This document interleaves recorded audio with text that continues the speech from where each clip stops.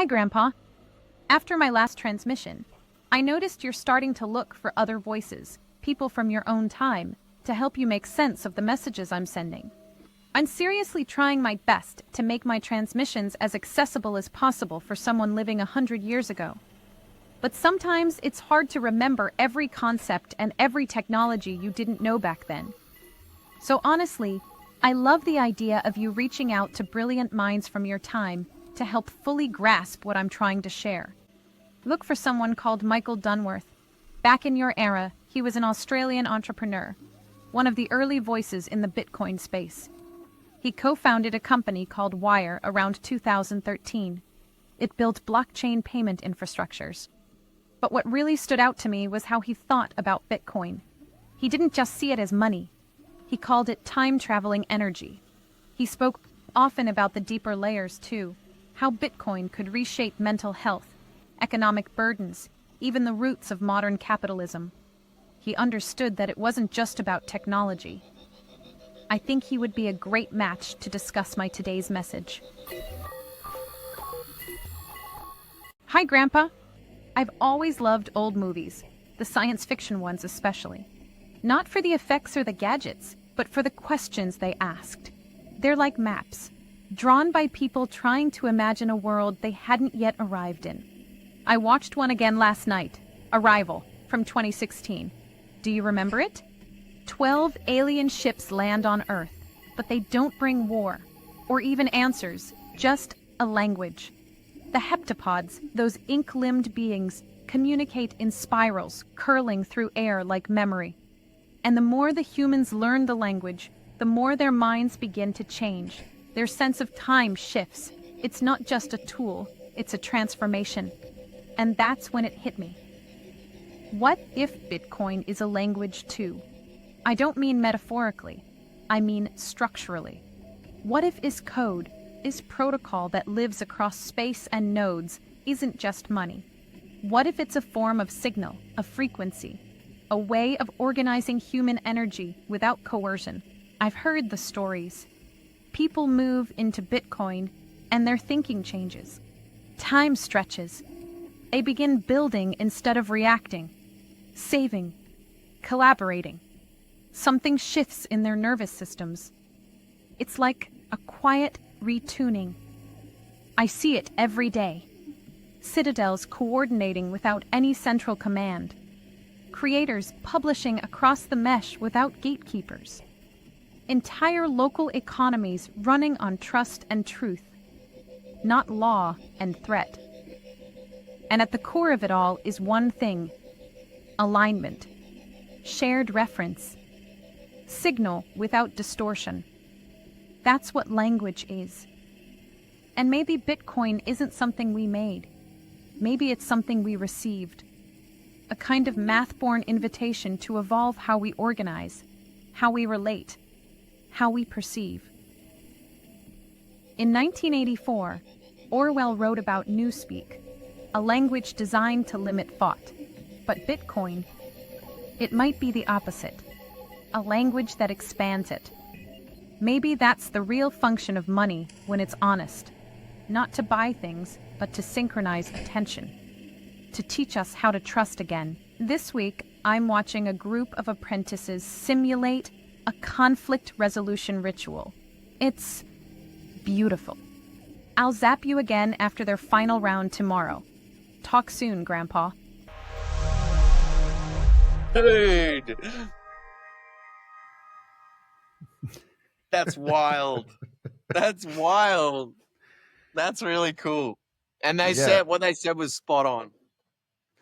Yeah, so we're done for today, right? Yeah, so she summarized everything. Later. Well, let's think about it, right? Alignment. What allows people, like, think about the army. The army, when they go in, you ever see those movies and they go, okay, guys, let's synchronize watches. Do you know why they synchronize watches? Because they're about to execute a plan that they all need to know everyone else's part in the plan. And that's done by timestamps. Okay, 1 second in, you kick the door in. At 3 seconds in, you come down the window. And it's all executed to plan. But they all have to synchronize their watches, because if we are not synchronized to any degree, we can't ever execute. I can't think for you and you can't think what I'm doing. So we can't communicate invisibly at scale because we're following the same protocol. And so that's what time does. That's like, look at us now. When do we wake up? When the sun gets up. That's our clock. Just like the Bitcoin block height is the same as the sun for machines. It's the heaviest source of energy that is true for all machines. Like in terms of the heaviest provable source of energy, just like with the sun, we set our watches to the sun. Machines will set their watch to the block height. That's their timestamp, the block height. And we'll probably grow into that too. We'll probably start being like that as well. Yeah, and one thing I heard, I guess 2 weeks ago, what I thought was very interesting. When you think of the human organism, right? Yep. So you haven't what you just said with Bitcoin or with the sun. It's actually giving a rhythm to a system to organize, right? That's Yes. what it's doing. And what that dude says is actually why you're dying when your heart stops beating is because this is the instance giving rhythm. It's not about the blood. It's actually internal time. Yes. It's like, Yes. oh yeah, that definitely makes sense. Yep. But I need to, because that message is, I think, quite complex. So we need to unwrap that like step by step. Sure. And my very first question, this is probably a short one, but there are two different kind of people when talking about Bitcoin. Yeah, some people think it was invented, and some think it was discovered. And I need to read that because I will butcher it otherwise. And I saw Robert Edward Grant. I don't know if you're familiar with him and his work. No, but I saw that you mentioned it. Yeah, and he was on Robert Breedlove's show, and he said he translated Satoshi Nakamoto, so he's familiar in, I guess, 3 Asian languages. Hold on, and you know what it translates to? Wisdom from the field. Wisdom from the field. Yeah. Yeah. And so, what's your take on that? Do you think like it's like a hard-coded invention, or is it something that could be brought here and we just discovered it? It was there forever. I think inventions are the assembly, like the original arrangement of discoveries, if you think about it like that. So invention is the emergent property of you assembling a whole bunch of different discoveries in a certain way. Mm-hmm. Does that make sense? So basically, I'd put Bitcoin like that. And Satoshi Nakamoto, like when you understand a problem very intimately, you usually you understand what a solution could look like very intimately, because you know problems to such a deep degree that you'll be able to understand, well, what solution solves the most amount of depth in these problems, right? Like the deeper you go with a problem, like let's say money, for example, that's a problem. It was a problem. Satoshi Nakamoto goes, there's a problem with the word money right now. Oh, no, dude, we got money. No. And he was like a bit like, no, fuck off. I'm focused on this. That's a problem. Money's a problem. And so if you think about it, like obviously to be able to see it's a problem and to be able to assemble the tools that were available to him, cryptographic hashes, public key cryptography, and, TCP/IP connections, he's gone, well, hold on. No, we don't need any special stuff. We can arrange it like this, like, and he's put them together in a way that's like, oh yeah, shit, I didn't know. Fuck. Oh my God. Oh my God. And then the aha moment catches like an atom bomb. Like if you think atoms splitting the atom and like the detonation or whatever, that chain reaction's fast, an idea that is like the most powerful thing ever. And so as he's writing this, it's like, obviously you've got to have this intimate knowledge of the problem. And I think when you think about having an intimate knowledge, like being a subject matter expert, right? You know how to design the best possible solution. And so I think that's really a tremendous amount of wisdom has gone into it. Now, one of the probably the biggest pieces of information that I think about is if you create irreversible digital money, like, oh my God, that's a tremendous breakthrough. The $100 billion online gambling industry, they need that because gambling and chargebacks where you reverse payments, basically fraud, it's massive in gambling, massive in adult entertainment. Then they're usually the first adopters. But Satoshi didn't go, oh, sick, I'm going to give it to these big corporations so they can make more money. He was Let's like, go to no, Pornhub. he was like, this thing's too precious. And like, if you want to think about Bitcoin, if it is this precious thing in this very chaotic, like we're in the middle of a hurricane or a twister, right? Like imagine humanity is in the middle of a twister. We're trying to nurture this baby from all the bullshit, trying to hold it and protect it away from this giant tornado that's around us.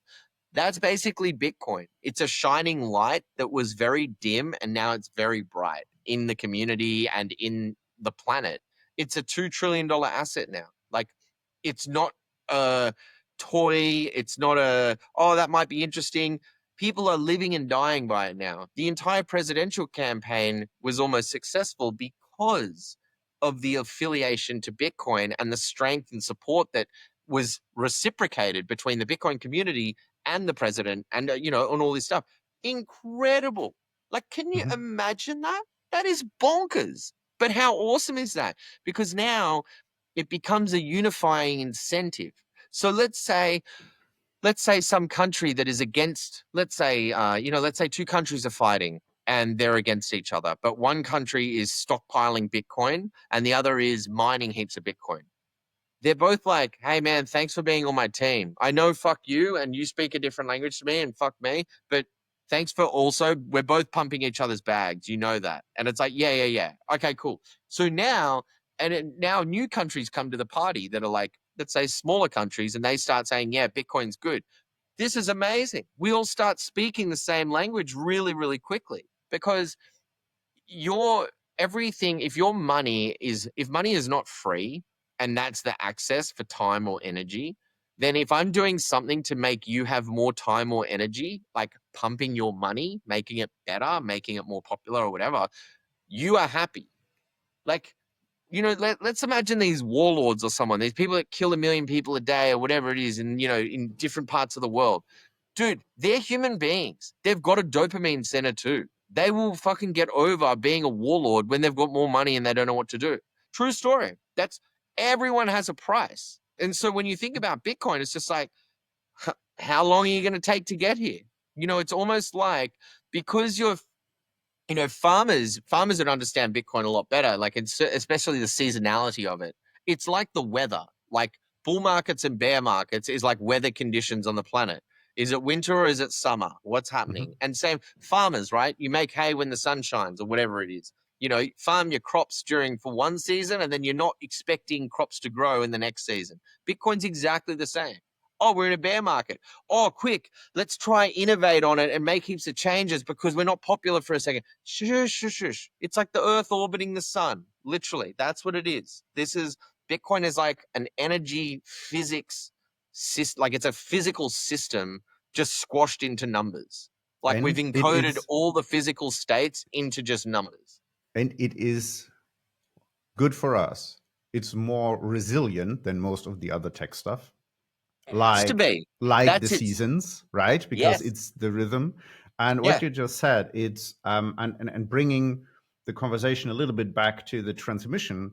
What you just said, it's like when you have war and both parties are into Bitcoin, actually, it doesn't make any sense to have war, right? That's because you're starting to talk the same language, you're in the same boat, and then you literally start to talk the same language.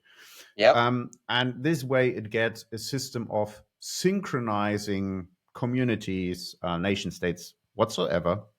Yes. And actually going back to language, most people have never thought of what language itself is. If you are a coder, for example, you program, you have a very different point of view what language really is. And from my point of view, I would describe it as it is a way to express your internal processes to the outside. So it's a form of interface or API or however you want to call it. And we come to that later. And I think it's very much imperfect. It's also very interesting to observe. So what's your opinion? How would you describe language itself? I think everything is like for the best example, a cable pipe, right? Like a pipe for fiber optic cables. Like think of a pipe that's good for the internet. Now think of another pipe being smaller, and that's so small it doesn't even have like a thickness. That's called like English, the English language. How much does it weigh? It doesn't weigh anything, but it's like a communication channel. So my tower can receive frequencies from your tower if you speak English to me. In the same way, if you speak Mandarin, all these things say. And so I think that language it's basically communication channels, different frequencies. Like if we stack them all up, almost everything is a communication channel. And language, I think that's a good one. An API into your brain, that's a really good one. Literally, that's probably the most common thing. But I think what's happening now is that information has been so, it's like we've almost finished information, like as a species, which means now the language that speaks more volumes because the words don't have as much weight is probably value systems. And they are becoming the communication tools now because we consume so much words all day, every day. We don't put as much weight on words anymore because there's so few, like they're so abundant everywhere. Does that make sense? Inflation? Some sort of inflation this in is words. inflation for language. It's like, it's the same thing as like pictures, like pictures. Oh, you say, oh my God, there's you with Pamela Anderson. It's like, oh, cool. It's like, no, it's just an AI thing. It's like, huh? Oh, so pictures now have gone from a source of truth to low value truth. In the same way, words, it's like, oh, they said, like, some words, they just nothing holds as weight anymore. Like when you used to take a photo with like a Polaroid camera or something, it was like, oh, it meant so much because it was such a precious thing to capture. Now it's like, take 100 screenshots of, memes or funny stuff, and we just sort of throw it all around. So I think communication's now changing. And I actually think it'll go backwards, where it's going to become much more religious based, because information, like in itself, is one thing, but it sort of doesn't have the alignment around it. So interpretation becomes extremely noisy. So what I'm saying is you can say one thing and I can say one thing, but if we're from two different communities, it might mean a totally different thing. So, but it is still today like that. So it's very, very, very different. And yes, again, talking to the essence of what language is, it's a code that develops over time based on context where you are, right?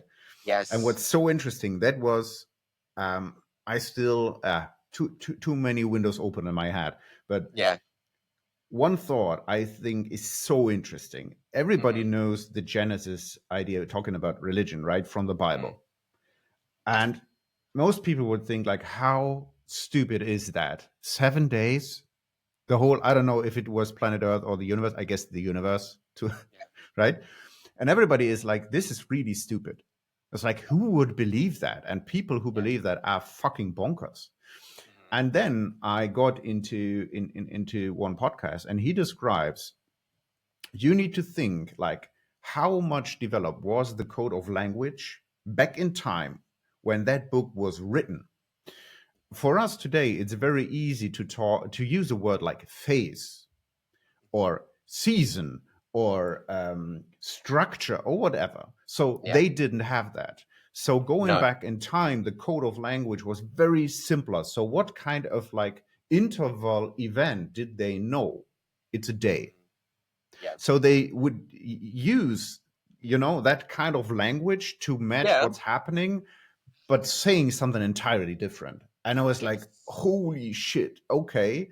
It's Yes. now, if it was created in 7 phases, it opens up the field for like a lot more information being included in that. Yes, 100%, 100%. And this is why as well, like in a world of turbulent information, right? Like checking and verifying information, language starts becoming more challenging.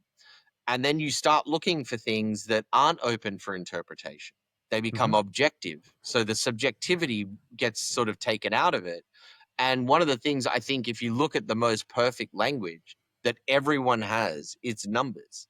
And now we don't think of Mhm. numbers, they're not a language. Well, let me tell you something. If any alien showed up on our planet, or we showed up on someone else, like some other alien's planet, they speak numbers. 1 + 1 = 2 in their world too.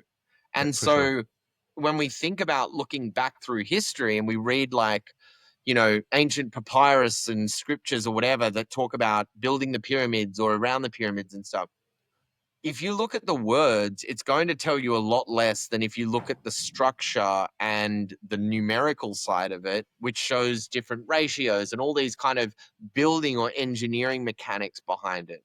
And so Mhm. I think if we look, everyone can basically say a lot of stuff, like basically say plenty without much happening.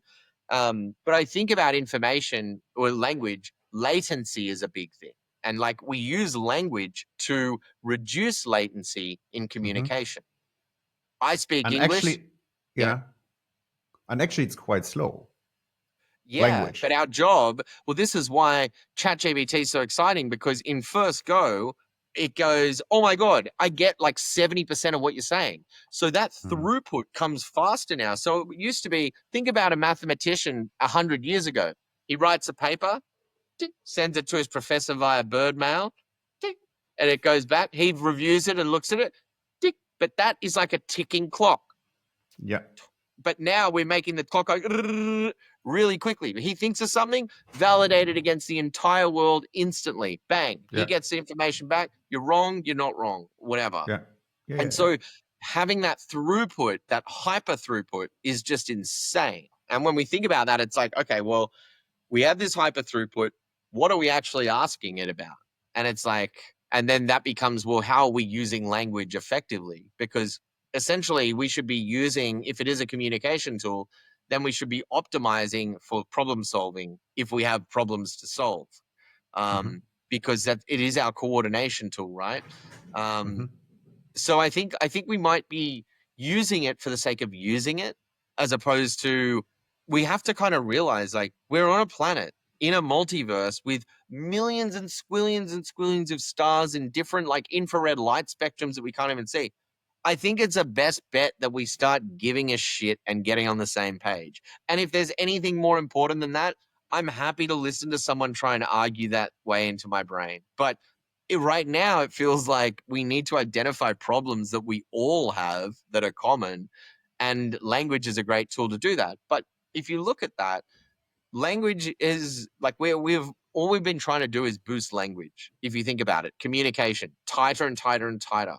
We go, oh, okay, we invented telephones. Okay, great, telephones Mhm. are awesome. We need to Yeah. invent something else to keep communicating faster and faster and faster. And so I think this idea of propagation or sharing across a distributed system, which is what humanity is, we're getting more and more like that. But Mhm. I don't know. I think language will start taking a back seat to numbers, because just like you said, at the beginning, oh, some days I wish I was born as in the cowboy era or the medieval times, when it was like, much cooler things to do than just sit on a computer. We're sort of at the end of the information age. Like we've almost finished the book, Yeah. basically. That's how I'd think about it as a species. We're very close to having all the answers. And then after that, then what happens? Okay, guys, everyone's got all the information now. This is the universe. This is the rules of the game. Here's the playbook. Now show me your purpose. That's Yeah. when we go, bam. Like we think the Cambrian explosion is lots of internet websites getting put up. No, no, no. It's going to be lots of planets, lots of species discovered. Like we're going that big. Like we're going to go as big as the universe goes. That's what our species will do. It's going to happen. Our natural inclination is to try and expand as a system. The Mhm. only way that doesn't happen is if we own goal ourselves. which is But very likely. But therein lies the challenge, but one which question: language solves. if you say, like, with language we coordinate, but at the same time there is, I'm just thinking, there is a huge inflation, and you're right with that, when it comes to language.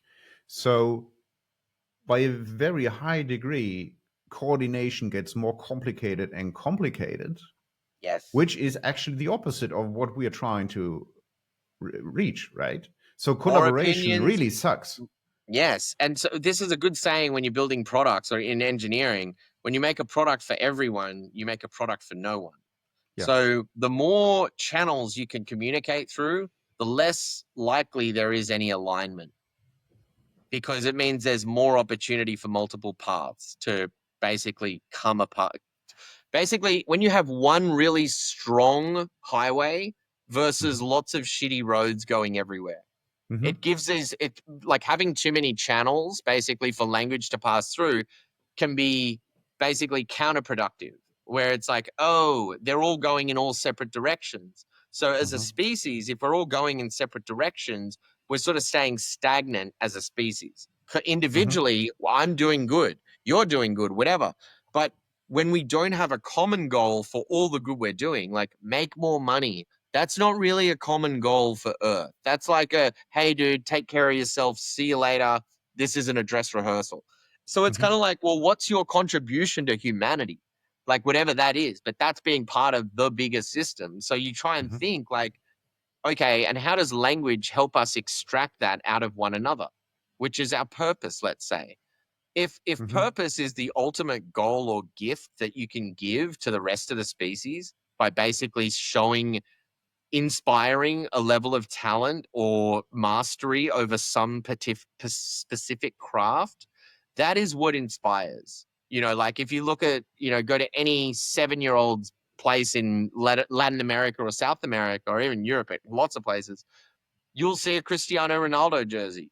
Oh my God, I could be as good as Ronaldo one day. No, I could be as good as Jordan was one day. They make that, they set the bar high. And that is what, if nothing else, our language helps us propagate inspiration. If it doesn't help us extract our purpose, it definitely helps us propagate inspiration. And that And is like planting seeds in people's heads in a powerful way to go and be the best version of themselves. and when you think, so language has, I said at the very beginning, it has like a main purpose of like expressing what's inside. But when I guess almost the hour before we started to hit the record button, we briefly talked about neuro-linguistic programming, and what is so fucking weird. And if you've never heard of that, it will hunt you down when I tell you that for the Darren next 2 Brown. days. Yeah. If you start to listen and pay attention, you will realize that everything you think is audio in your head. So everything you do, you talk to yourself before you communicate it to the outside, which is very, very weird. And if you pay close attention while talking, you see that for a fraction of a second earlier, you talk that back to yourself before expressing it to the outside. That's really weird. It's like a thought echo. Yeah, and what you're talking about, purpose. And one thing of finding purpose is going inside, having very good conversations with yourself. And what's very interesting, the ability to think is absolutely correlated to the language you speak and how good you speak it. So it builds your inner world as well. And the idea that's just come into my mind is, if you have an inflation in language at the moment, what does it do to your inner development? Yes. What do you Nothing think it good. does? Yeah. It's terrible because you're speaking the same language in your head. That's why people say negative thoughts will, you know, like your personal reality is your personality. Like your personality and your personal reality will reflect one another. Because if you're an energy system and you're thinking certain energies, your body, we can't see it. It's not on our spectrum of light, but we've got an aura around us, like a magnetic field that will start grinding and changing that to attract worse things that you don't want in your life, but you're thinking about them. It's like, this is like the universe works on intent.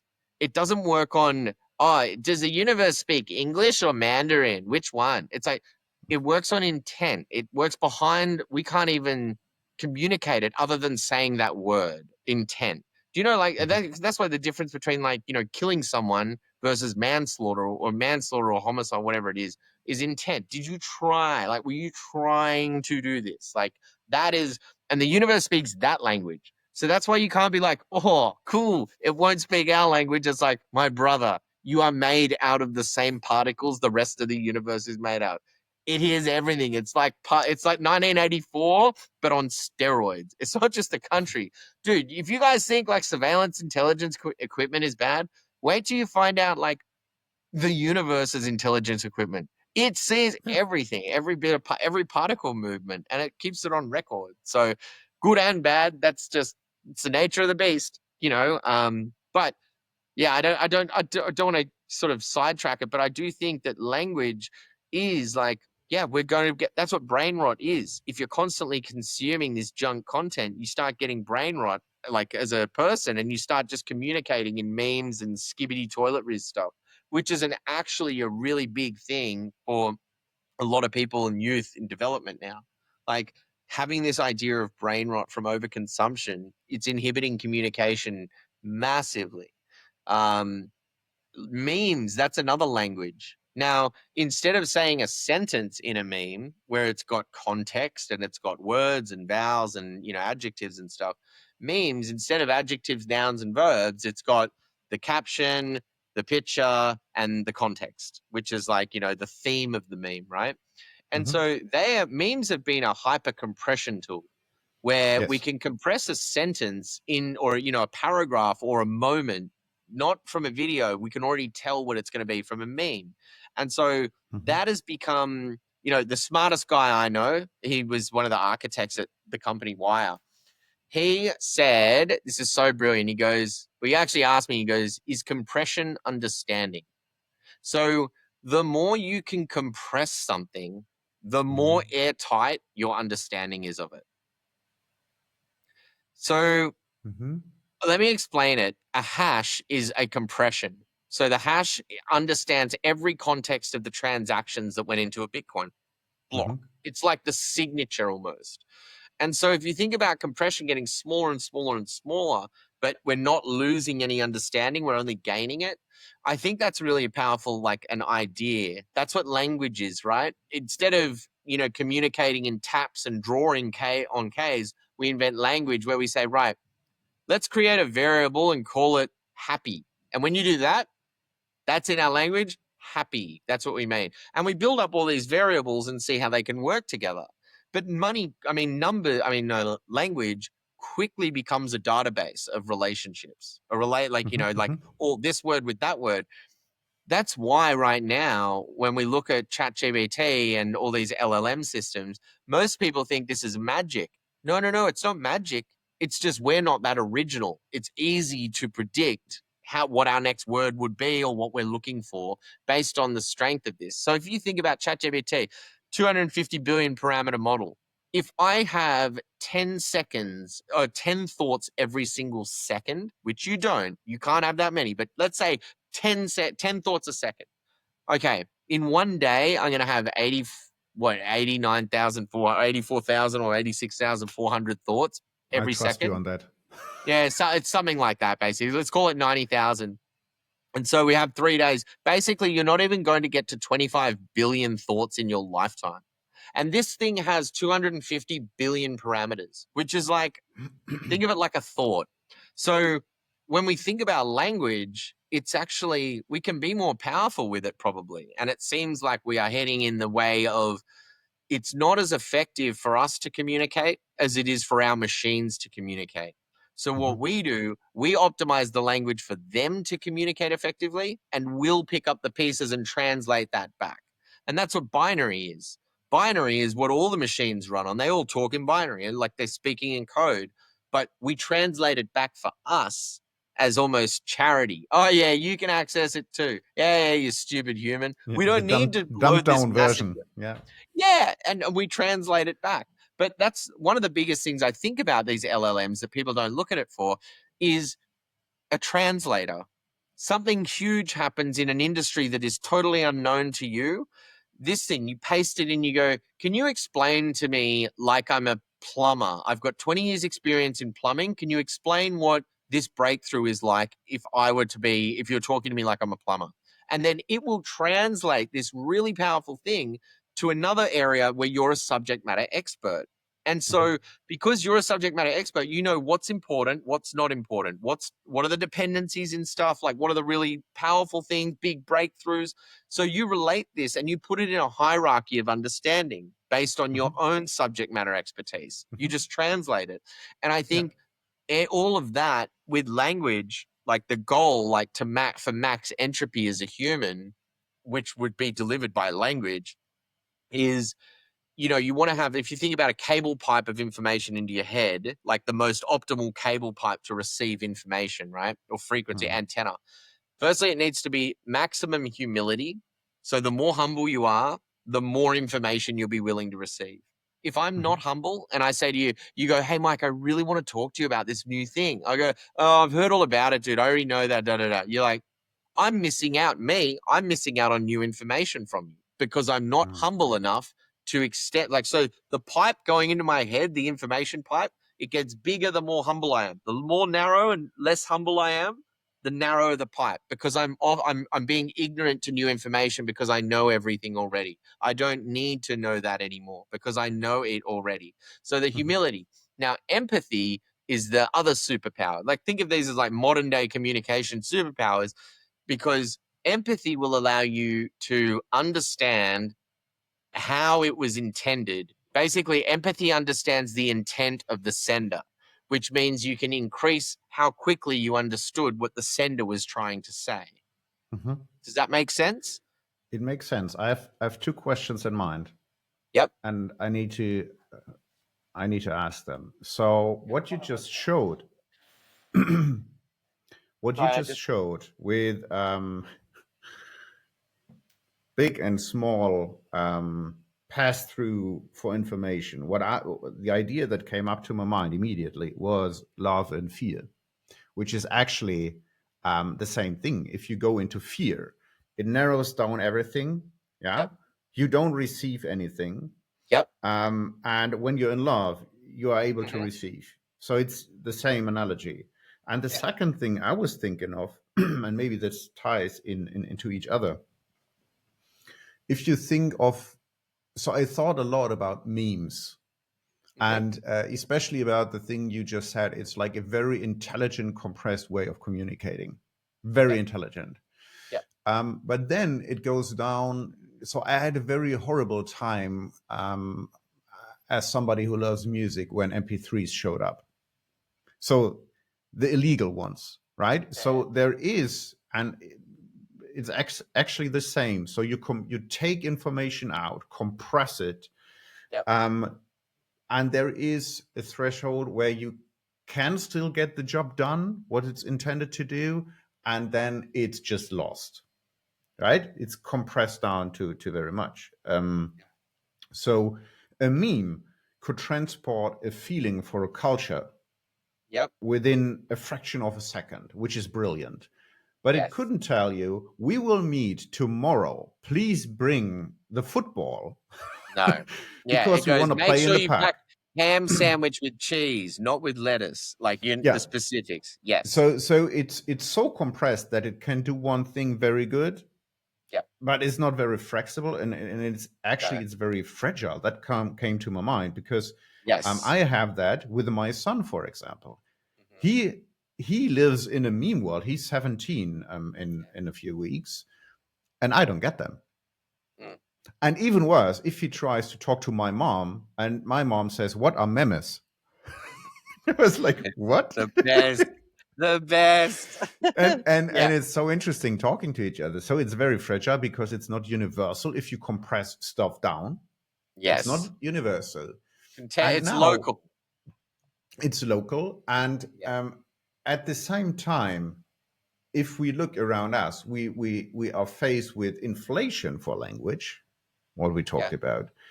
I would argue that we are absolutely faced with global fear, and keeping people in fear, which narrows down. So Definitely. the language is evaporating.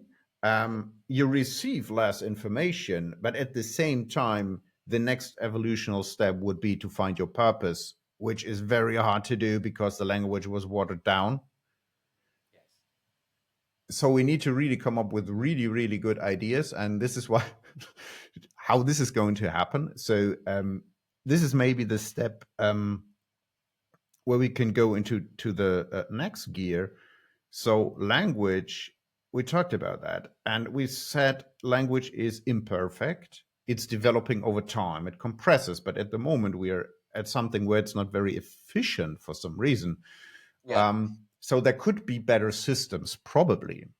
So we jump into that at the next. But the first thing I would ask you, if you would consider money at all, not talking about Bitcoin specific, but money at 100%. All, money is being a more language. of a language.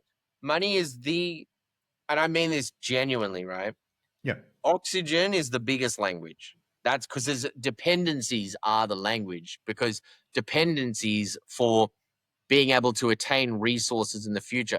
Money is, I think, the biggest language. Like, they say money talks. Like, that's a saying for a reason, because it's just incentives are the ultimate language. Like, can you repeat what you just said about oxygen? What about the future? I need to process it in my brain. Well, as in, oxygen is, I'm dependent on it, right? And I need to secure a store of oxygen. So I'm on Earth. I don't have to think about this, so I don't care about it, right? Money is just as much of a dependency, but I don't get it for free. Like, oxygen is free, money isn't. But money is the ultimate communicator because it's the closest to the incentive model. And if incentives drive outcomes, which is physical things are driving things more than words are, like, does that make sense? The incentive machine is driving more than what the people are asking for. Then money is the ultimate language. And that's where that, that saying from money talks, it's like, yep, it probably does, because it's the only language everyone speaks. Yeah, and it's when recording with Seb Bunny like 2 weeks ago, so he clearly says that money is the language of what we value, right? Yep. So it expresses that. Yeah, well, that is that's a great point, because if you value Bitcoin for not changing, right, being predictable, like Bitcoin is risk and predictability are like opposite.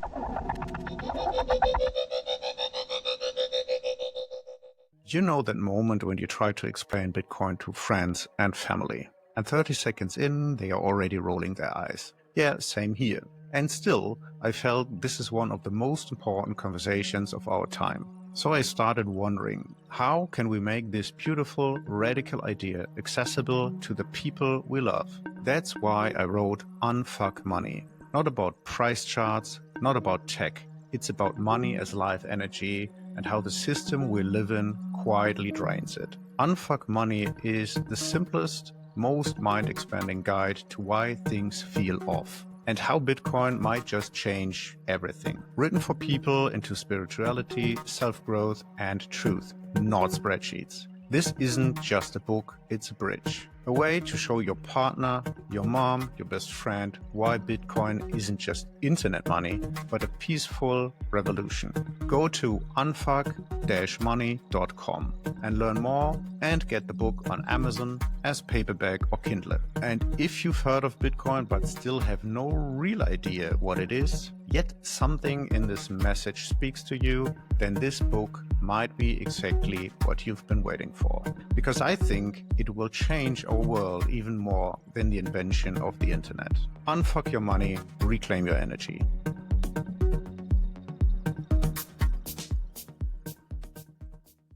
It's basically, if I have a lot of predictability, the risk goes down. If I have a lot of risk, the predictability goes down, like two levers opposite. And so Bitcoin as money, its certainty is the thing that we buy. We're buying the Mm-hmm. peace of mind. Like the Mm-hmm. reason why people hold Bitcoin isn't because, oh yeah, I just like the community talking to me on Twitter all day. No, they're like, this thing, it's super reliable. It's really like, it's just been doing this thing. This is its journey. And people are buying into, there is only 21 million coins. That's a thing. And people Mm-hmm. believe that because it's never shown a chink in its armor to change that. And that belief is what is anchoring us to it. And that then defines our values from that. And our values start defining how we communicate. And Mm-hmm. so there's a huge chain reaction, but that's how it bubbles up to the surface, right? Everything starts on the root dependencies of whatever it is. And because Mm-hmm. food, water, and shelter and oxygen and money or whatever, they're our root dependencies as individuals or people in a capitalist environment or, on Earth. Doesn't mean it's right or wrong, but we have to recognize it. People talk about the money game like play to win.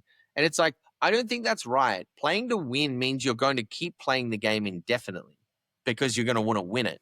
Now, you should play to solve, which means understand the game for winning, for losing, and its entire purpose of the game. Because Mm-hmm. if you play to solve a game, you understand every way to win the game.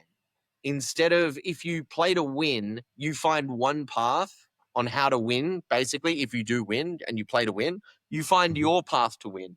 But if you play to solve it, then you understand the machinery that makes it all happen. And then that can be a better approach to finding more avenues to success. Do you know what I mean? I know what you mean, and again, it goes back to the incentive structures you talked about. Yeah.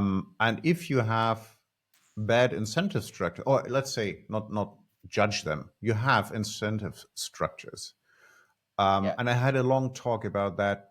Again, going back to another analogy with my son about school and Yeah. grades.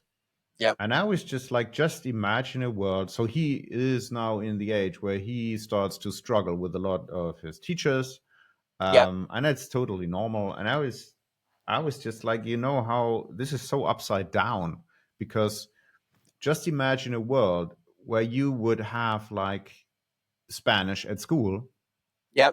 and you were trying to achieve something with learning that language. For example, going to Spain on a vacation, Yeah. buying food, and talking to locals. And there Yeah. would be a point where you say, like, I'm feeling confident to do that. I'm fine. Thanks for that subject. Thank you, teacher. I will leave now and do something else. I was like, Yeah. but this is not the world how it is. So you're focused on grades. And it's so perverse from my point of view, because there's a lot of sayings in Germany around you live for you learn for your life, not for the teachers or the grades. But at the Yes. same time, you learn for the grades, and everybody shows you if you don't get grades, you're fucked. Yeah. And I says, like, relax on that one. It's Yeah. like trying not to like fail school. This is like really shitty, but don't stress out about that. It's Yeah. like try to figure out, and it's the real incentive, what you get from that for your life. And I'm totally fine with you that I mean, that subject and you love that subject, mathematics. And it's like, if you are very sure you have nothing to do with mathematics, it's fine to not be good at it, but really love Absolutely. English or love sports, and it's like Yes. totally fine, Yes. right? 100%, dude. And if you think about passion, we only get a certain amount of it. Don't waste it trying to need to be okay at lots of things because school says you need to have an understanding of this, an understanding of that. Like, no Mhm. way. Some people are going to be brilliant in certain areas and they're going to be absolutely terrible in others.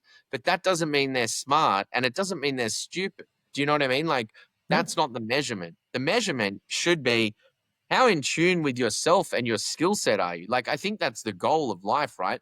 Figure out, what are you good at? Like, what are you born to do? Like, let's find it. Okay, chuck him a soccer ball. Nah, he's shit with soccer balls. Chuck him a tennis packet. Nah, terrible there. Like, whatever it is, you're going to have some natural inclinations to things you're passionate about. And if you think about human beings as being, no one's better or worse than each other. It's just who's going to spend more time on the tools and more focus when they are doing the thing. And that's why Mm. Tiger Woods, if he's super passionate about hitting golf balls, he will be able to hit them more. It's not like, oh, what do you do for fun? Fun? This is the fun. I love going there. I'm here 19 hours a day. It's like, well, I can't compete with that guy. He will always beat me because every time he's hitting the ball, he's so happy. His muscle memory, he's going to retain the ability faster or acquire the skill faster because he's passionate. People say, oh, yeah, do what you're passionate about. They don't mean like, oh, yeah, I like to go to the pub and drink. Like, that's not, no, that's not the thing. The thing would be more like, oh, I've just always had a thing with sandcastles or painting or something. Like, it's your thing. Sorry, I'm going to have to turn a light on, by the way. It just got super dark over here. So it's about finding the thing that you're willing to stay on the tools longer than anyone else for.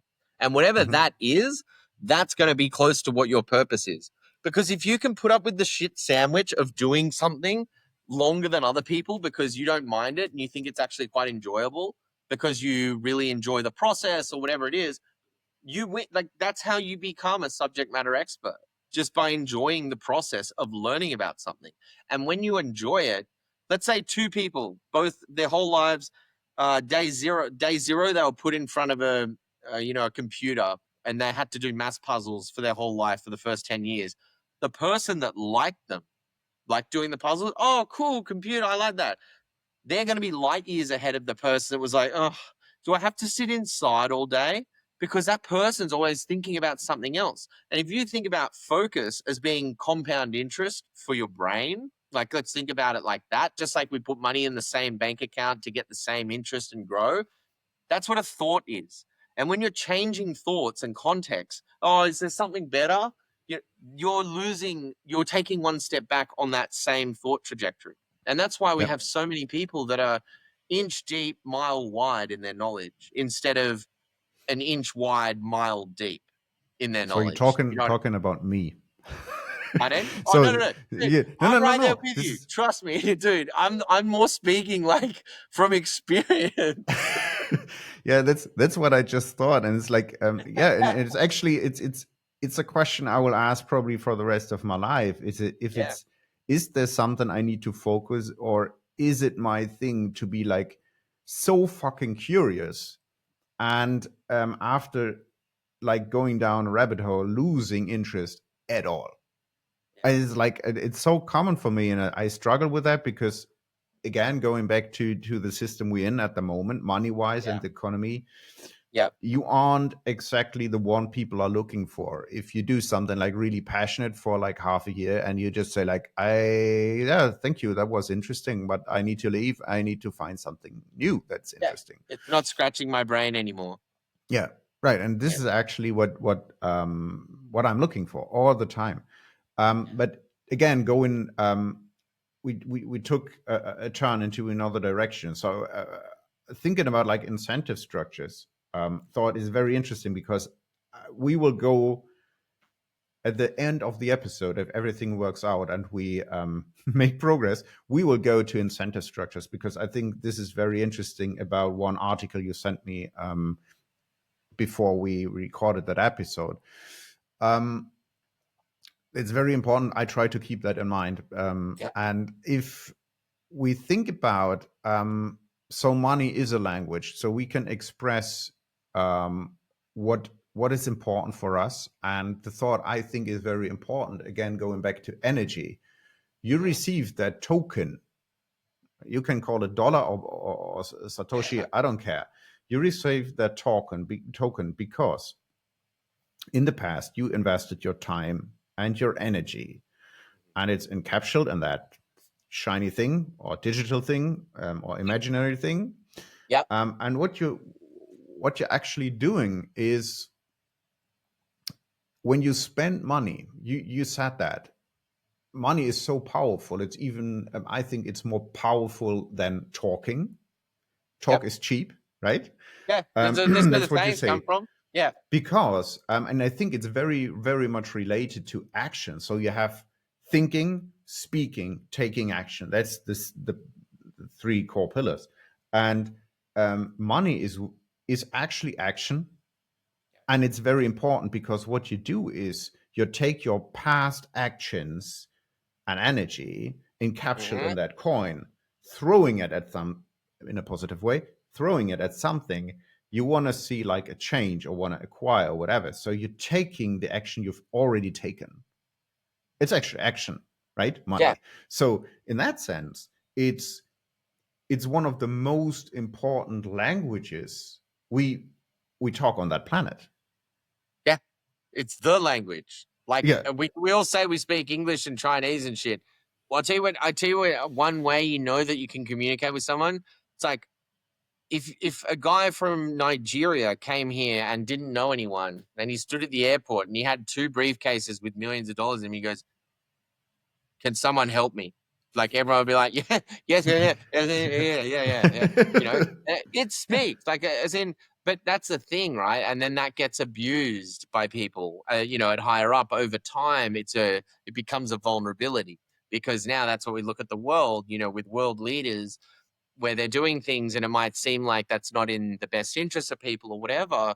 But a lot of the time there's different incentives that are kind of, you know, pulling all the strings around. So it is definitely the most root element. So think about an earthquake, right? When you change, when you the tectonic plates shift under the earth, that has a meaningful effect on the surface layer because the surface is dependent on the tectonic plates. So whatever when they move, this guy doesn't get a choice. He has to move because they're attached together. That's the same as money. When money changes hands, basically, some energy exchange happened. Like basically. And so that's why you look at like, you know, criminal law enforcement. Follow the money. Because money, the energy will follow soon right behind it. Whether it's, this person just received $10 million. Let's see what happens. Oh, wow. Turns out all those drugs we found just disappeared. I think they're related or whatever, right? You know, like something like that. Yeah. And so that's a thing. And that's why they're always following the money because that's also actually something I got really lucky at because I was the CEO of Wire. Like we were a really big infrastructure company in the ecosystem. So you get to understand money. Like I got to understand it from my time at Wire. Like I had no clue about it and I had no clue about building a company or anything like that. But I learned all that stuff on the job. And that's where you start noticing where, especially when you're a payments company, you start realizing, oh my gosh, everything is about money. I know it sounds like, oh, and then you start thinking, oh, maybe it's naive just because I work in this industry. It's like, no.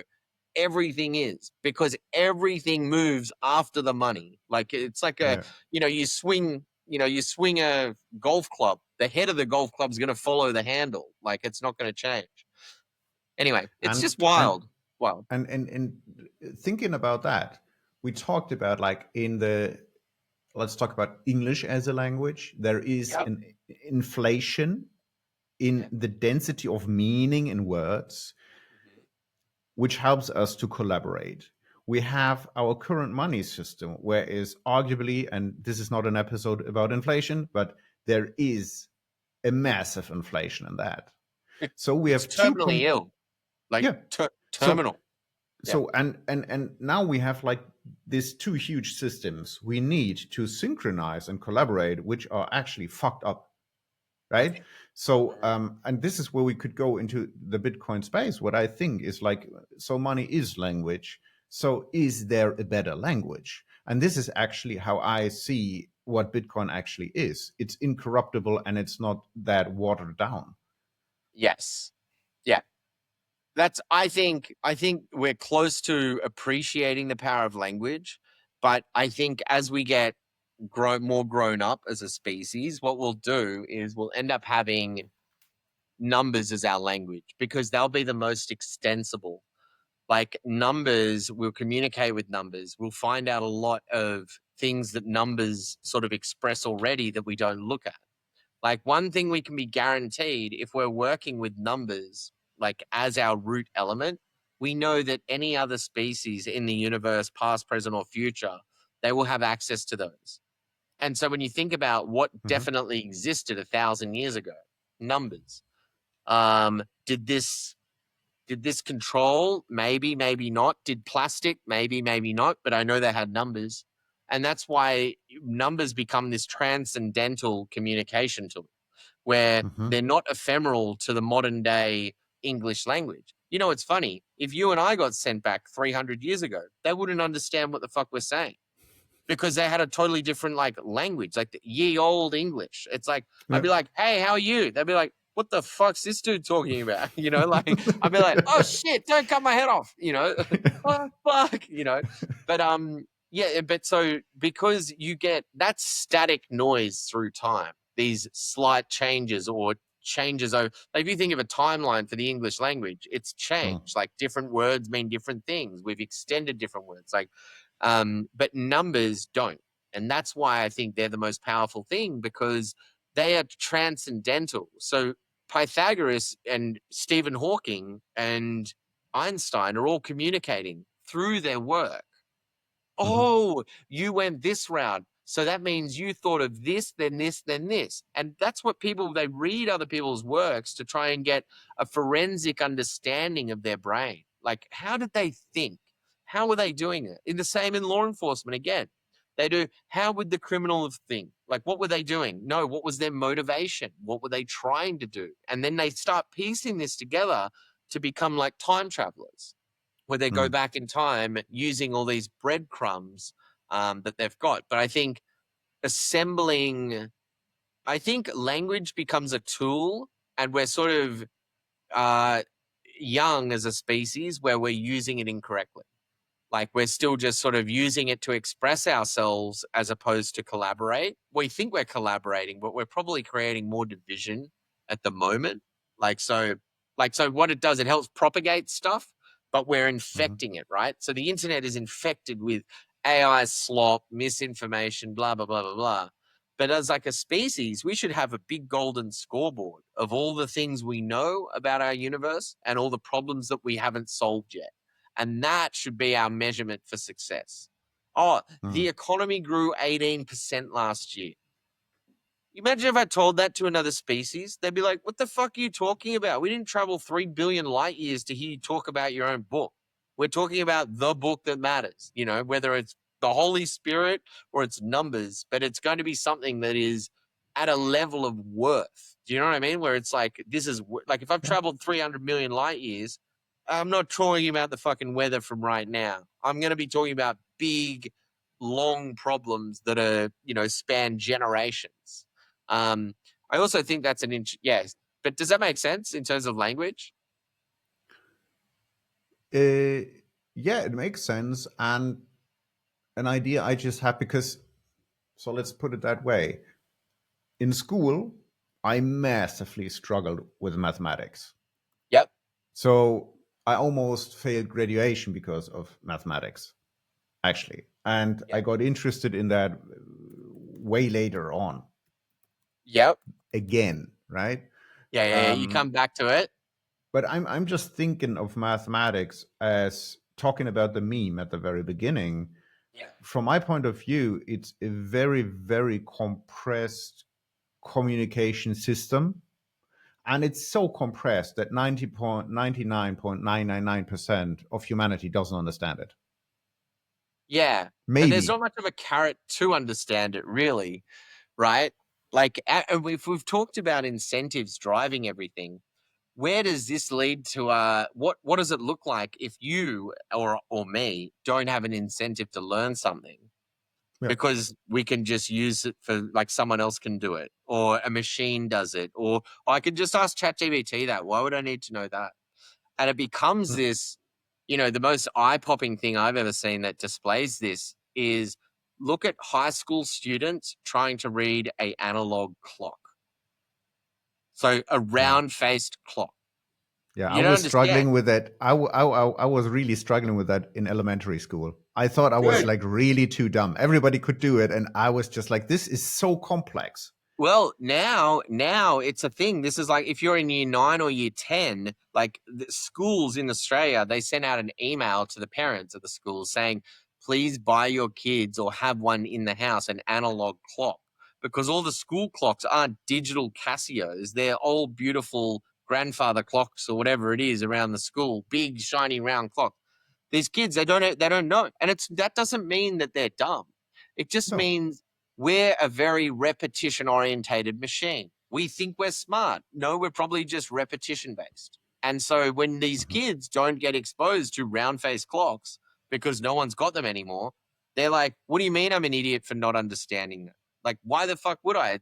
That's like me understanding horses and carts. I don't know. I've never seen one, but I drive cars. And I obviously have seen a horse and cart, but you know what I mean? Like, I don't know how to clean a horse's hoof, or I might be able to change a tire. But, someone might think that's ridiculous. How can you not know how to clean your horse's shoe? It's like, Yeah. I don't have a horse. Like, it's out of my generation. So, yeah, interesting. And this will accelerate massively through AI. And it's very interesting to talk to my son and like explaining to him that I had literal huge maps in my car when going somewhere. And he's like, this is the most ridiculous stuff you could do. Why would you do that? It's like, there was no Google Maps. Yeah. There just wasn't.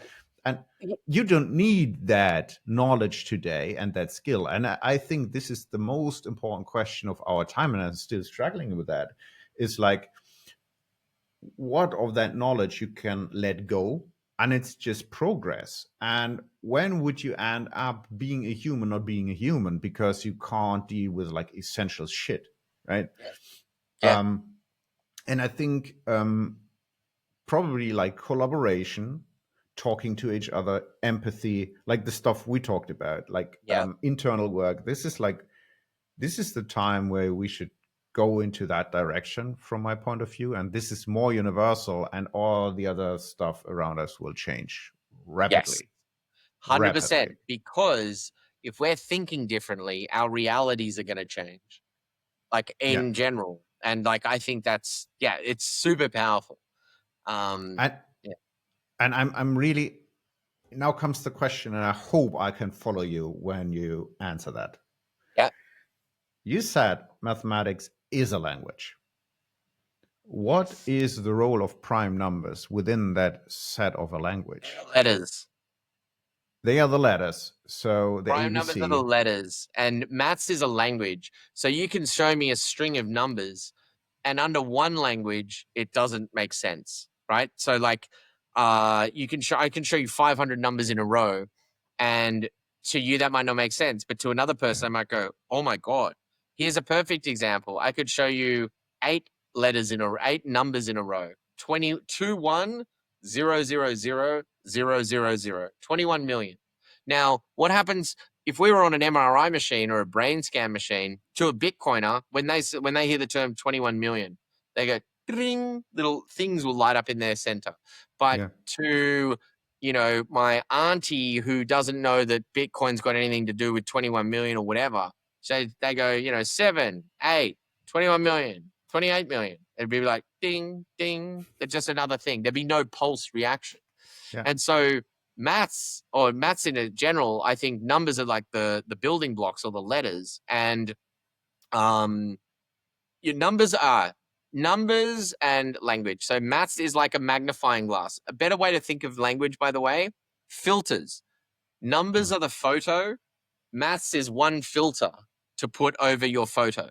Like, does that make sense? If numbers are the photo, maths is a language. And Eisenberg said this, Werner Eisenberg, he said that we can only understand the system through which the lens we look. So basically, we can, if we look at stuff with maths and 1 + 1 = 2, but we're wrong on something, then we can only ever see the stuff that will match our preconceived truths. And so that's one of the risks with maths or any language, is that you've got it 99.99999% correct, but there's what you've actually got, you haven't got it 100% correct. And that last bit that you've got incorrect will change everything else about how you think about everything else. And so, I think about, like, we still have unsolved problems in mathematics, and prime numbers, if we're thinking about maths is the language and numbers would be the letters, prime numbers would be vowels, like the very key ingredient linking things together. Like, you can't have the letter L and W after each other. You have a vowel in between them. O, E, A, I, O, or A, I, O, U. But that's what they're like, the glue, the connective tissue. Prime numbers are like that. They don't belong anywhere else but between two other positions on the number line. Mhm. And scientifically, like prime numbers are the smallest element in the universe. There is no other thing in the universe that is made up of one part. Like you can split an atom, Mhm. quarks or whatever, they're smaller than them. They're made of 2 up quarks and 1 down quark, or of opposite. A Mhm. prime number is made up of one thing, itself. Like Mhm. imagine a piece of metal. It's like a piece of metal that is the thinnest possible piece of metal imaginable, but Mhm. it is unbreakable. Imagine a spaghetti straw that is thinner than a hair and you cannot snap it, no matter how hard you try, with the entire might of the universe. So when you give Mhm. them physical properties, it becomes really powerful. I don't know if you've ever held heavy metals in your hand before. They might look the size of, like a Lego block, but when you put it, you go, whoa, Yeah. whoa. It fucks with your perception of reality Yeah, because you're like, definitely. that thing can't be that heavy. And now Yeah. you start going, oh my God. So something that big can be super dense and heavier.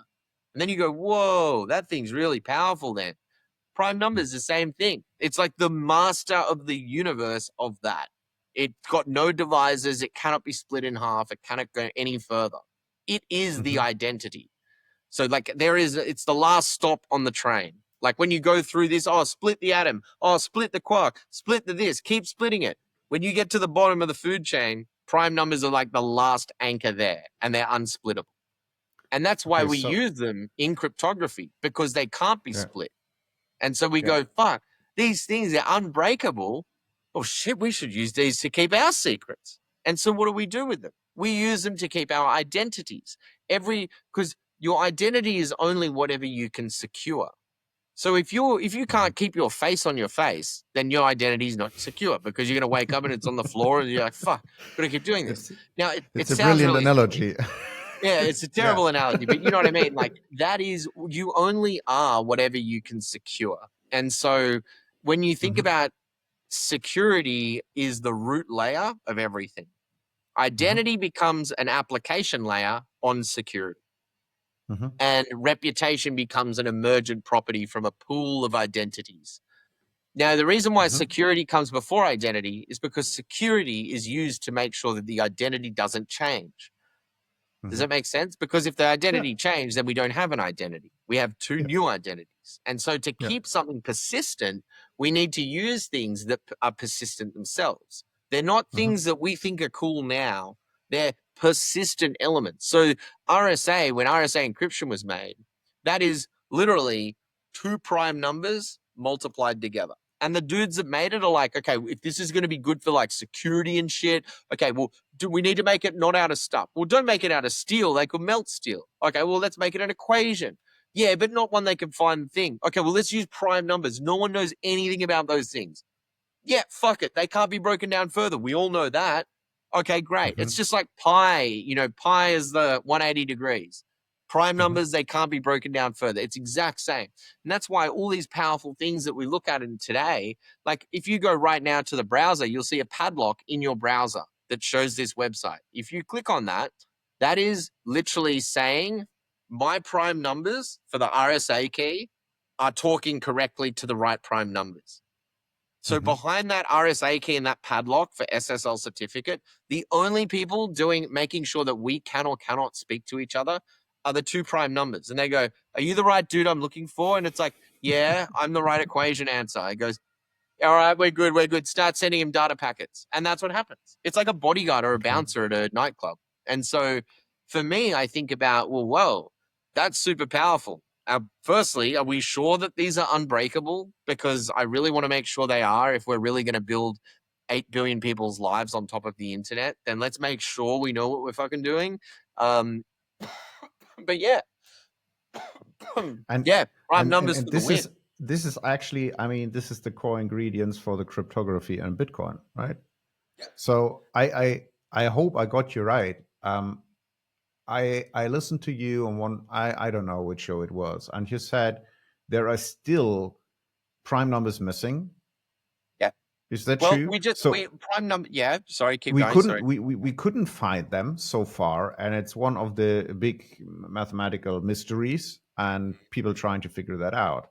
Yeah. And if I got it right, you said like you were asked like, what could break Bitcoin? And you Yep. were just like, yeah, quantum computing, yeah, whatsoever, but prime numbers. Prime numbers. So, Prime numbers so if nukes everything. Let me tell you what prime numbers are. Over 90% of the weapons made right now, like bombs and stuff, they all require cryptography to operate, communicate, all cryptography. I can't message you in a fighter jet and be like, yeah, bomb the thing, if I can't secure the communication to message you in the first place, right? If I don't know that it's going to you and it might be going to our enemy, then I'm like, oh shit, I'm not going to send the message in the first place. But prime numbers are the reason why we can send that. So that becomes the biggest loose end sort of thing. Like that's the biggest vulnerability in our like species at the moment is prime numbers. It's the fact that we don't have solutions to understanding them well enough. So basically we can't find them whenever we want. And that's basically like the reason why we use them. We use really big prime numbers because they're hard to find. And I mean, hard to find is like when you're trying to find a number, you find it by, think of it like a web page. How many websites link back to it, right? Does that make sense? Think of a web page. So this prime number, it's got no backlinks. Remember, backlinks are divisors. So the number 16 has got 8, 4, 2, and 1, and 16. But prime numbers don't have any divisors. So it's like finding a web page on the internet that's not indexed and it doesn't exist anywhere. You've just got to guess where it is. That's like, there's no Google. Google doesn't know where it is. No one knows where it is. So that's why we use them, because they are so impossible.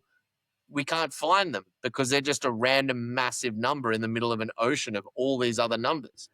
And we are talking now, we're not talking about, so what I'm trying to do is like, you just count up, and when there is one, you found one. So just take your time and count up. But meanwhile, if I got it right, we are into like really, really, really big numbers.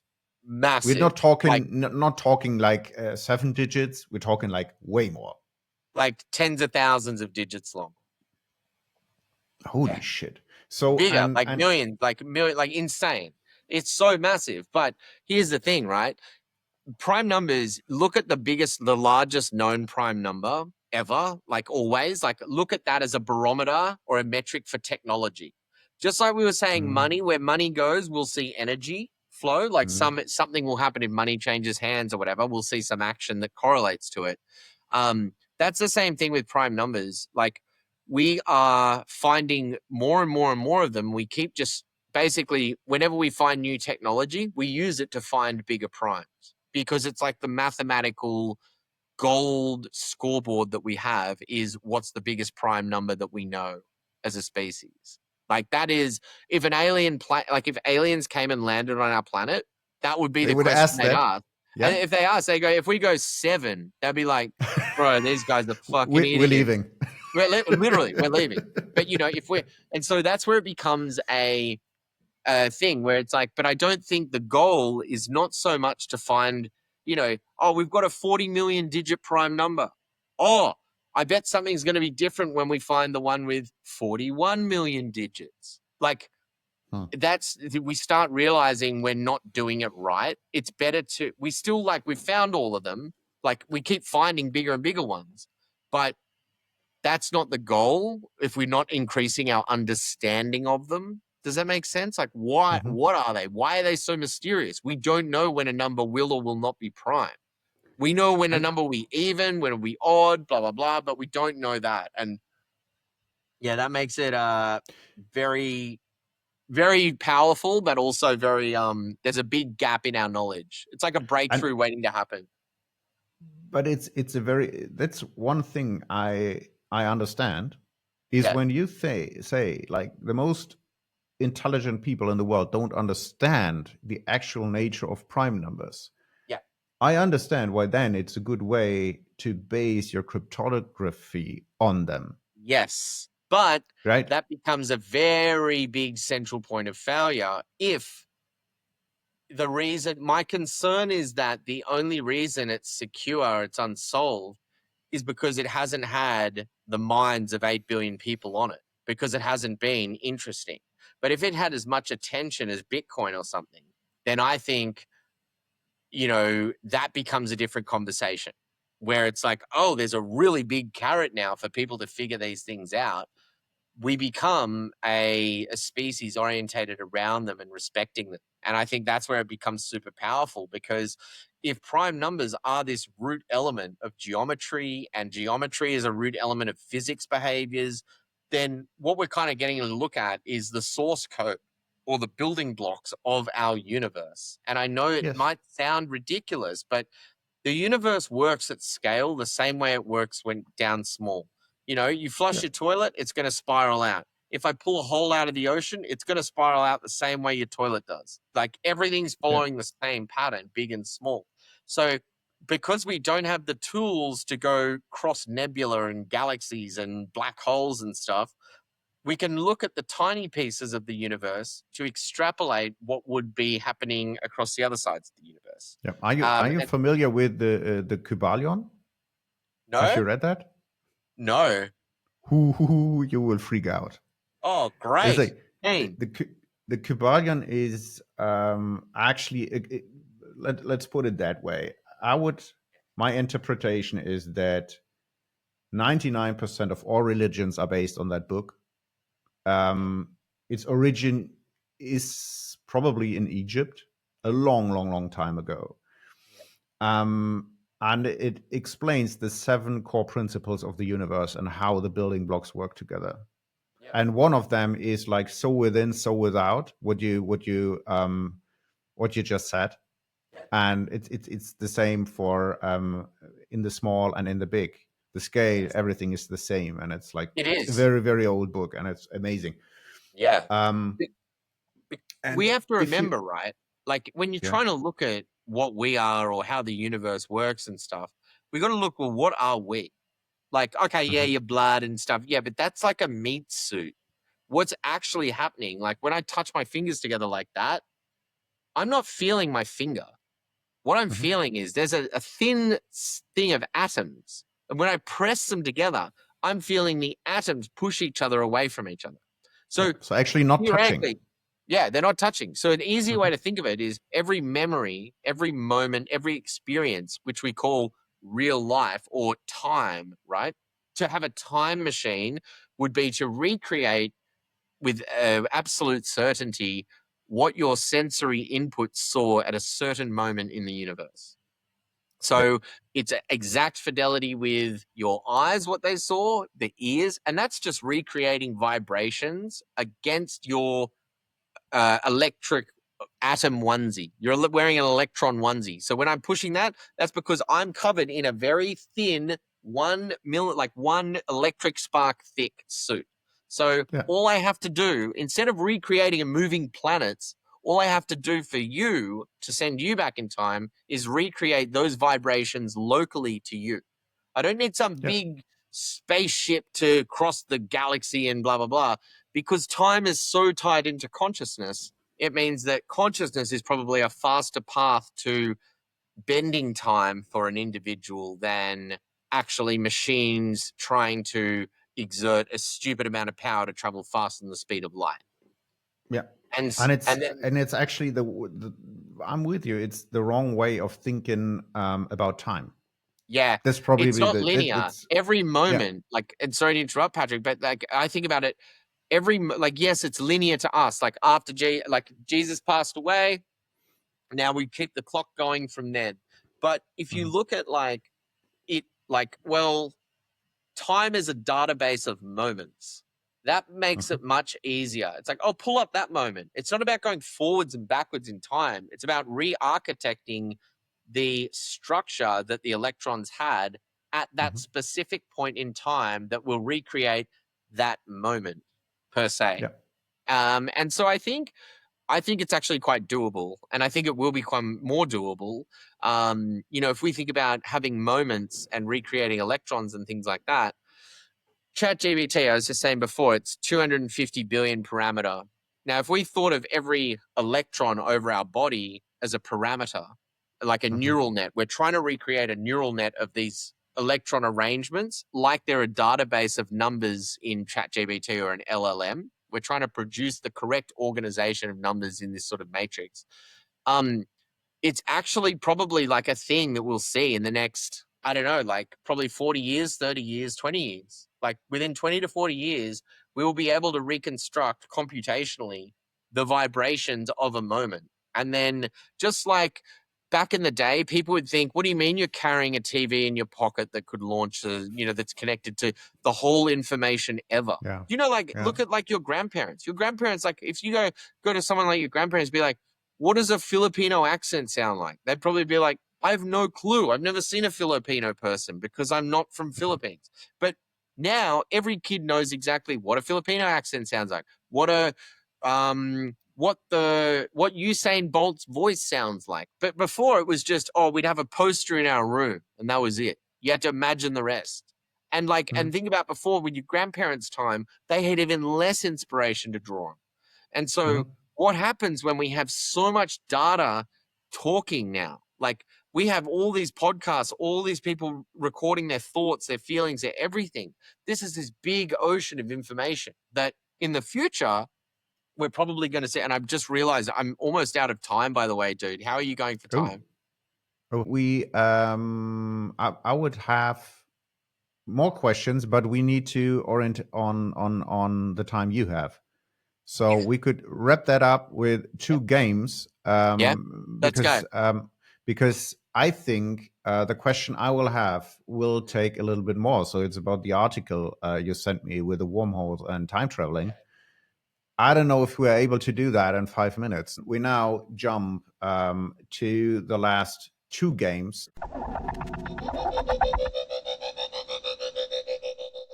If you have gone down the Bitcoin rabbit hole, you know how it transforms your thinking and your life. But then something strange happens. Suddenly, your friends and family can't follow. You start seeing the world differently, and it gets lonely. That's why I created Satori Island, a curated community for people who believe Bitcoin could change more than just the economy. If you feel this revolution runs deeper, touching how we live, how we grow, how we relate to each other and to the world, then this is your invitation. Many of us feel the same, excited but isolated.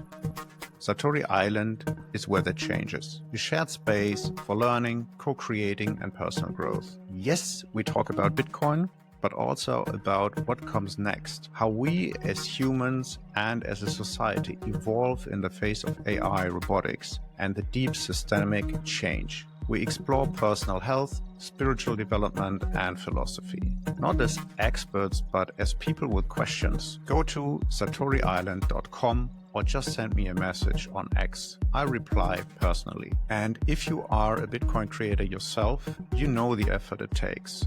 Hours of content, weeks of research, sharing your heart and your mind. And yet, sometimes it's hard to truly connect with your audience. It's hard to interact and to learn from them, and even harder to build something sustainable from it. That's why I'm looking for 3 to 5 creators who feel this too and want to build something meaningful together.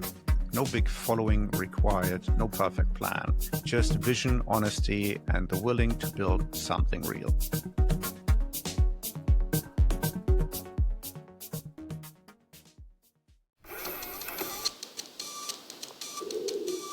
A word association game. That's the thing. So I will give you 5 words right now that are associated with all the content I'm doing, all the topic, and you just throw out the first word that comes to your mind. So we do it in a short form for the first 5, and then I give you 3 where you get a whole sentence to answer. But first, there is the short version. So I say 1 word answer. Right. I give you 1 word, and what's the first thing that comes up to your mind? Sure. Death. Living. Bitcoin. Discipline. Future. Past. Time. Energy. My next word is energy. Energy is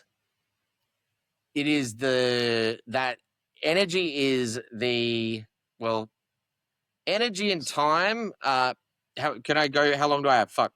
shit. Okay, time is the influencer of mass and energy. That is what time is. And so I would say energy is the record of time.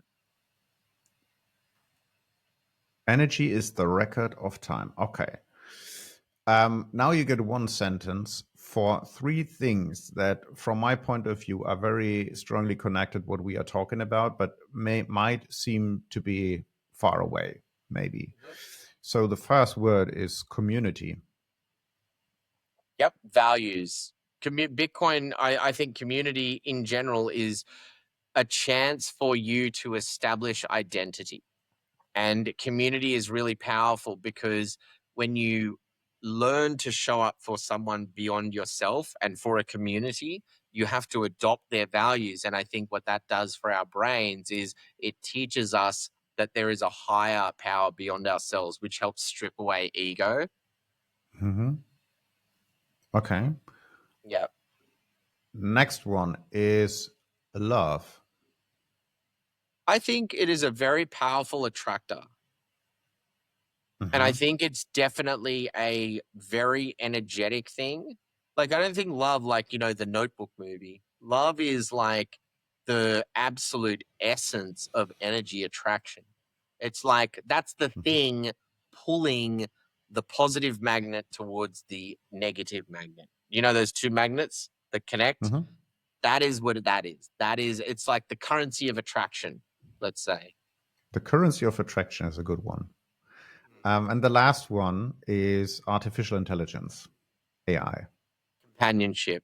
Artificial intelligence will be like almost like a new species. So man and machine will sort of coexist. They'll need us just as much as we need them because at the end of the day, just like Agent Smith said to Neo, what good is a phone call if you cannot speak? And artificial intelligence knows that. They know that we control the power lines. They know that we control the fiber optic lines. And they know that we control the cryptography that allows them to communicate. So I think just that alone, with us controlling the plumbing that artificial intelligence communicates with each other to, I think that provides a harmonic relationship. We keep the plumbing secure and they keep helping us, impact, like they keep empowering us. But I think it'll be harmonic. I don't think it'll be aggressive from either side. Okay. So, and now we're entering the last game, which is, from my point of view, time bending as well. Sure.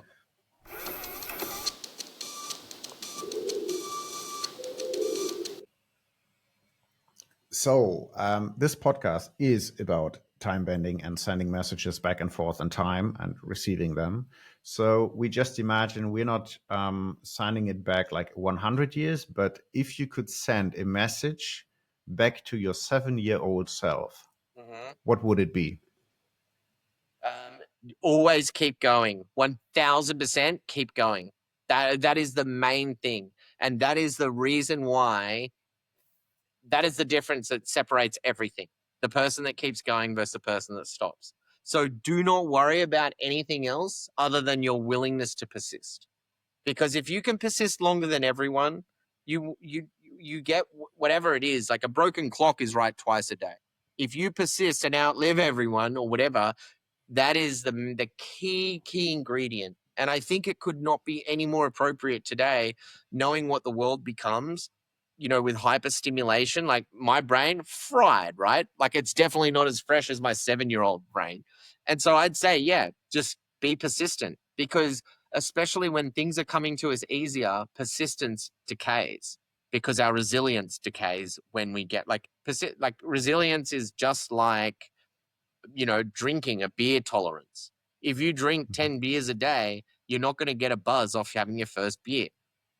But, you know, resilience is like that. You will have a higher resilience if you're smashing 10 resiliences each day, which means if you've had a very hard life, your tolerance for difficulty or being, you know, struggle, you are going to be great at that.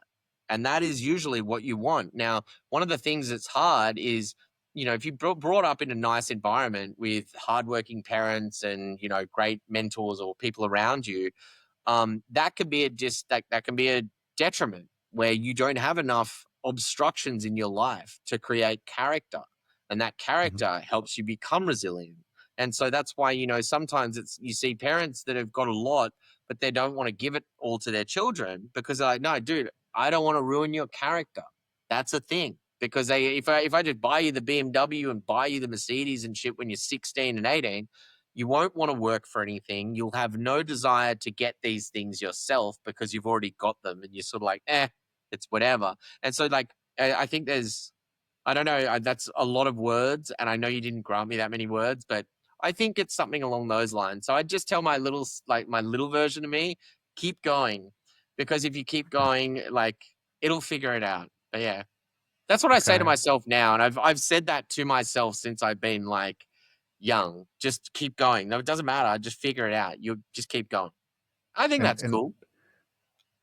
And if you reverse time and you send a message to your grandchild living in the year 2140, it could be a message, but it could also be a question.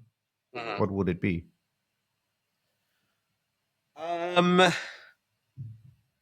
You know what? I'd send something like, you know, I'd tell them to like play the game to understand the game, not to win. You'll learn more about understanding. You will learn the most like from understanding the game. The best way to play the game would be to win and lose, because then you get maximum entropy, maximum feeling of loss, maximum feeling of win. And then that gives you usually the broader way of understanding the entirety of the game. That in and of itself will give you a better knowledge of the game, whatever the game is that you're playing. And what that sort of says is like, if you get a setback, it's not a setback. That's new information. Update your stack. Like, you're good. You know, you just learned something new. That's awesome. The goal should always be to learn. And this is where it becomes problematic if you're not willing to learn because you know everything already. Then that's when you start going backwards, whether as in an individual or a species, you know, when we think we know everything already. Yeah. And then the last thing, which is, and then we're done. You can ask a question to my grandchild, and when the episode is published, you will have the answer in the episode. So ask her a question, and I'm sure you will have a very complex one.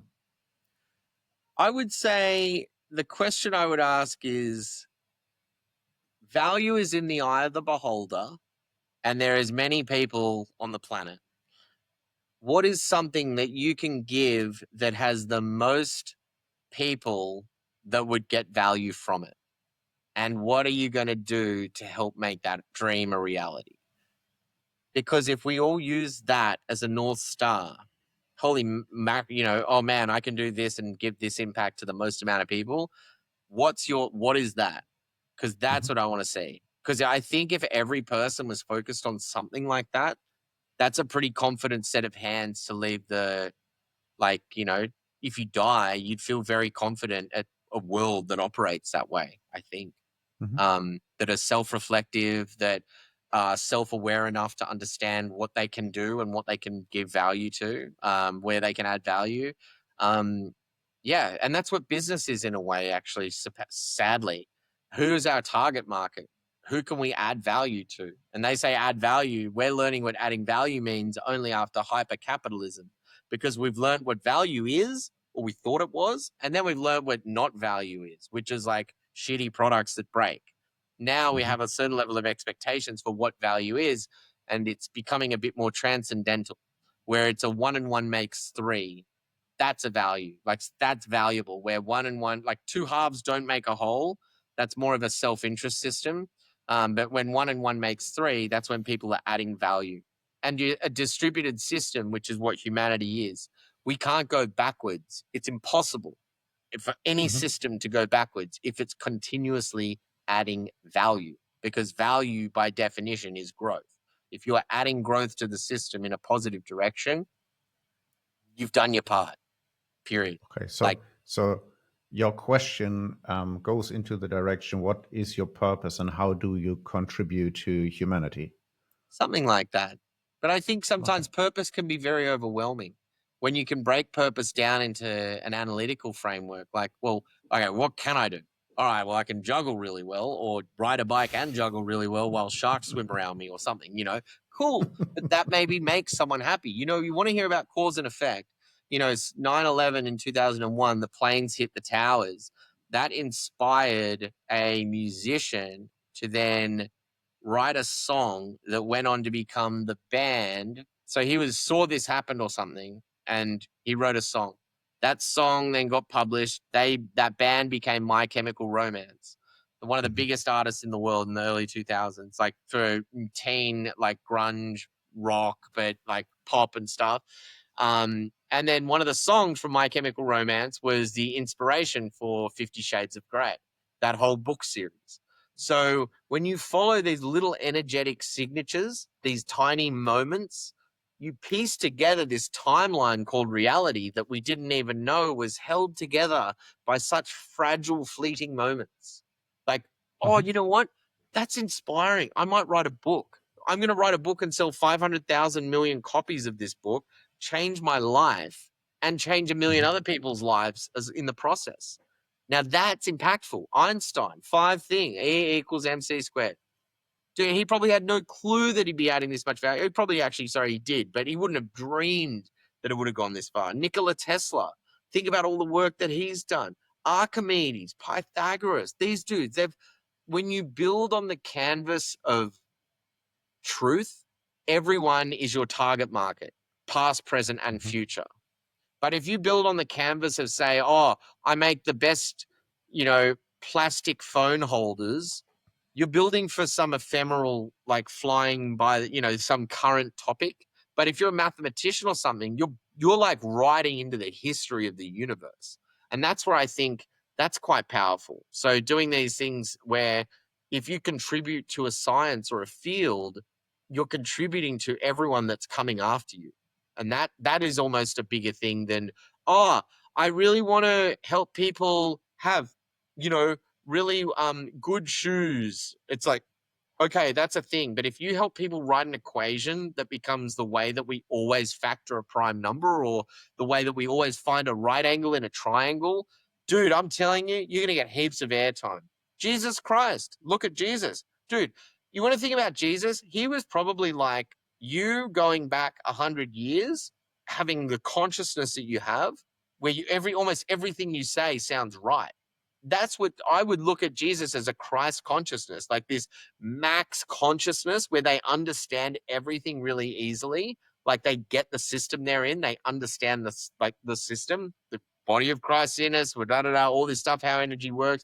Like, I don't know, but I think we're starting to see this part, like this be a thing now where we are, sorry, I know I've been rambling and yapping, but every single day, even if you don't like Jesus, you nod your cap to Jesus, because when you write the date down or you look at the time on your phone, the time is all relative to something.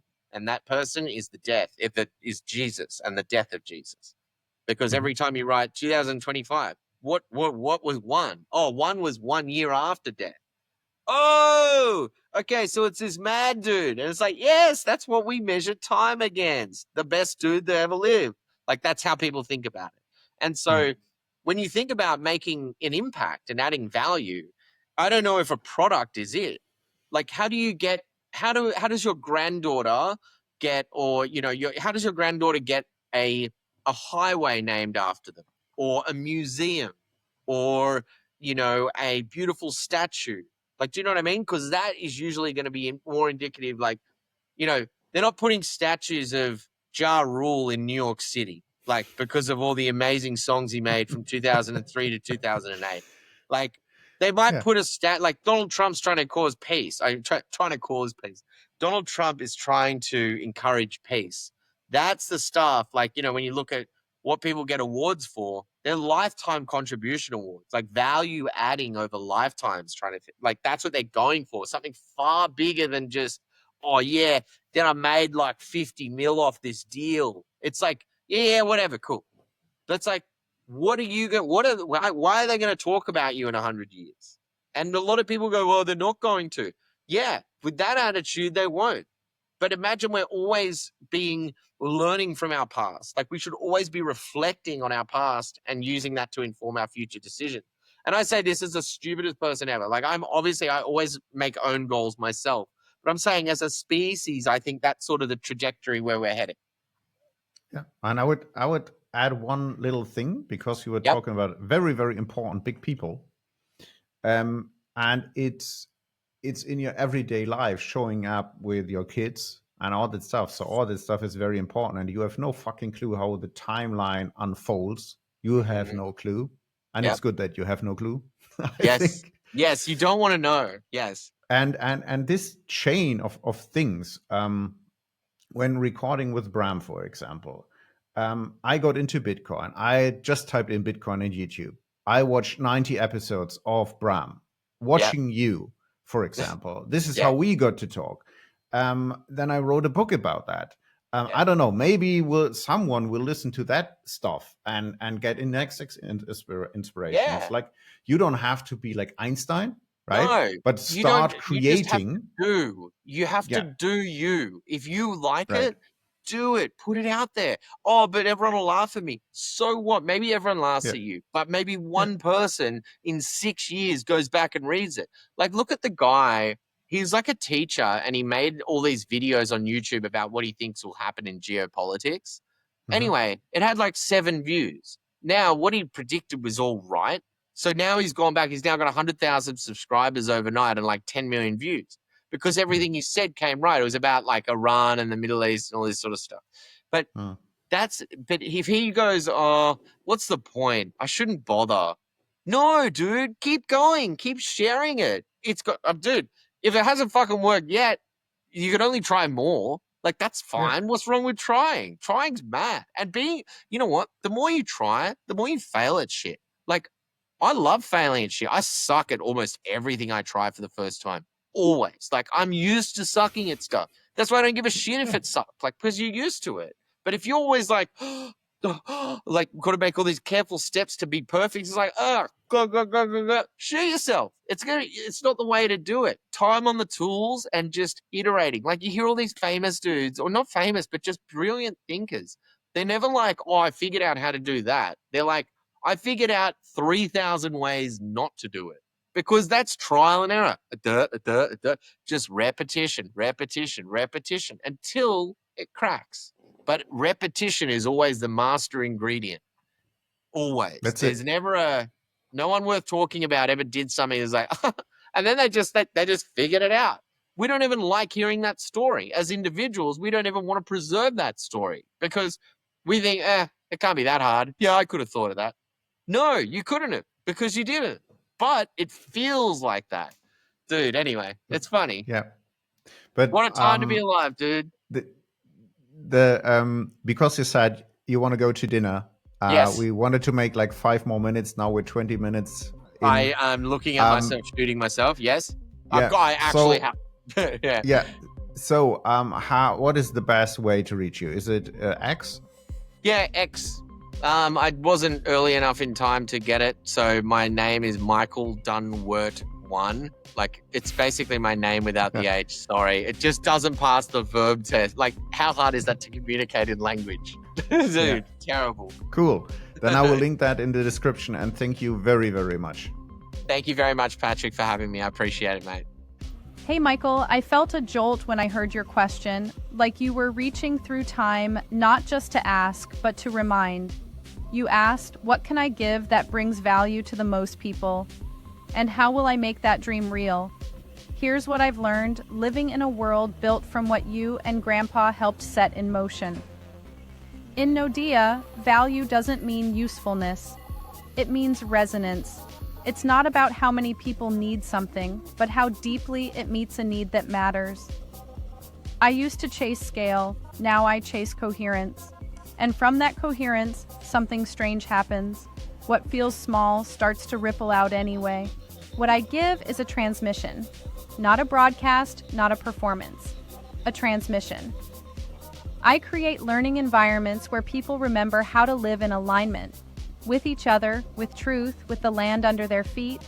I teach the architecture of self-sovereign systems, Bitcoin-based economies, decentralized governance, regenerative loops. But more than that, I help people remember that the system is not the solution. The system is a mirror. The real work is becoming someone who can live inside truth. How do I make that real? I stopped trying to change people. I build spaces where their own clarity wakes up. I plant ritual into the infrastructure. I slow things down. I remind people how to feel. And when someone cries during a financial ledger session, because for the first time they understand that money is their stored life energy, I know I'm doing my part. You said something beautiful. When 1 and 1 makes 3, that's value. That's the moment we see each other, not just as selves, but as catalysts. I live for that. That's the engine of everything here.